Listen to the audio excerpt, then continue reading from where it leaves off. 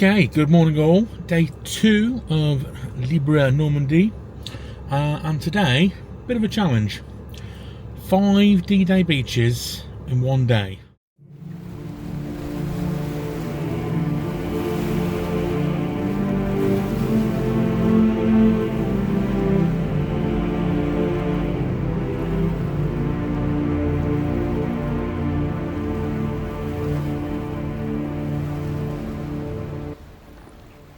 This is Utah Beach, the westernmost landing point of the entire invasion.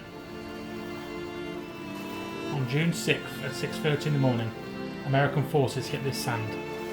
And here's the thing, they actually landed in the wrong spot. Strong currents pushed them nearly 2 kilometers south of their target. But that mistake, it might have saved their lives. They ended up on a less defended stretch of beach. 23,000 men came ashore here on the first day.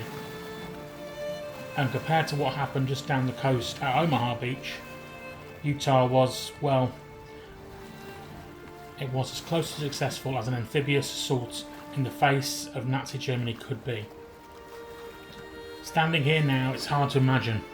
The beach is peaceful, families walking, the tide rolling in and out like it has for centuries, but you can still see the bunkers, there's concrete gun emplacements, reminders that the sand was once a battlefield. There's something about driving this coast that it's different. You're not just reading about history in a book or watching a documentary, you're here. Your wheels are on the same roads that supply trucks used to use. You're looking at the same horizon those soldiers saw. And that's what this trip is about, experiencing it, feeling it, remembering it.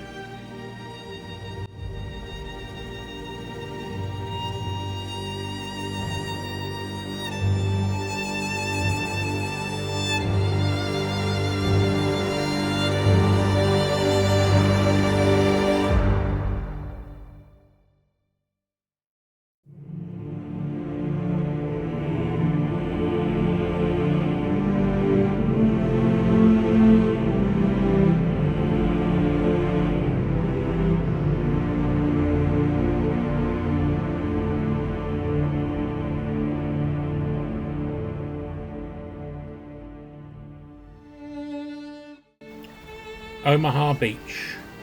Bloody Omaha. If Utah was tough, Omaha was hell. This is where everything that could go wrong did go wrong. The naval bombardment missed most of the German defences. The terrain was brutal. Cliffs, bluffs, and heavily fortified positions. And the soldiers, many of them were dropped too far from the shore, weighed down with gear, drowning before they even reached the sand. By the end of that first day, over 2,000 American casualties right here. You see those cliffs? Imagine trying to cross open beach under machine gun fire with mortars raining down just to reach the base of them, and then you've still got to climb. But they did it. Somehow, through sheer courage and desperation, they took this beach. There is a massive American cemetery just up the road, over 9,000 graves, white crosses and stars of David, row after row overlooking the ocean. It's one of the most powerful places you'll ever visit. Standing here, you feel the weight of it. It isn't just a scenic coastal route. Every metre of this shoreline was paid for. And standing here looking out at the water, you realise these weren't superheroes. They were just young lads, 18, 19, 20 years old. Scared out of their minds, but they did it anyway. That's the real story of Omaha Beach.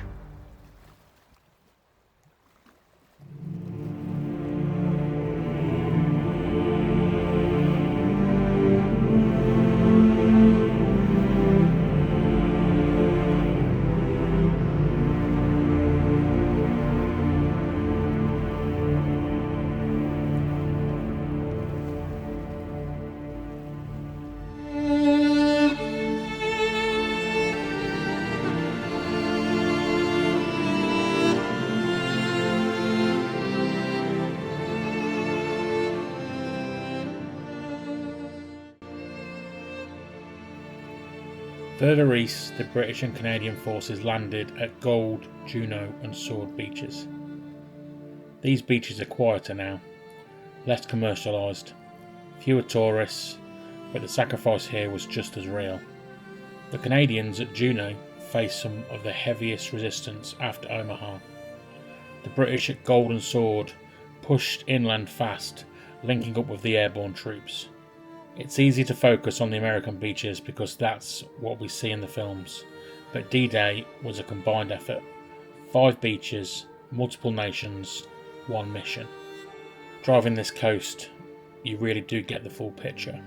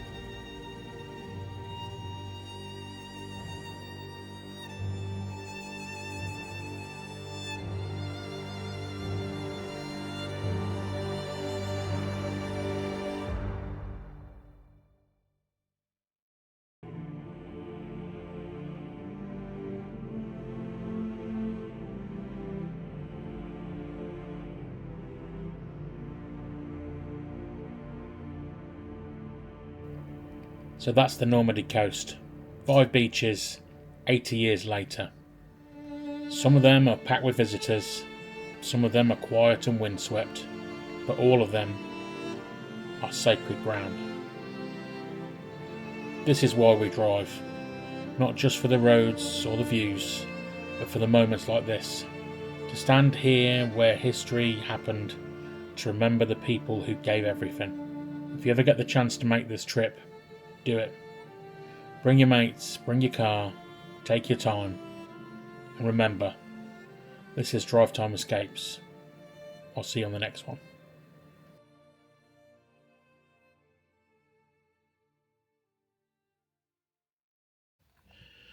Okay everybody, that is day 2 of Libre Normandy completed. Decided not to go to Pegasus Bridge. I'm going to do that another day instead.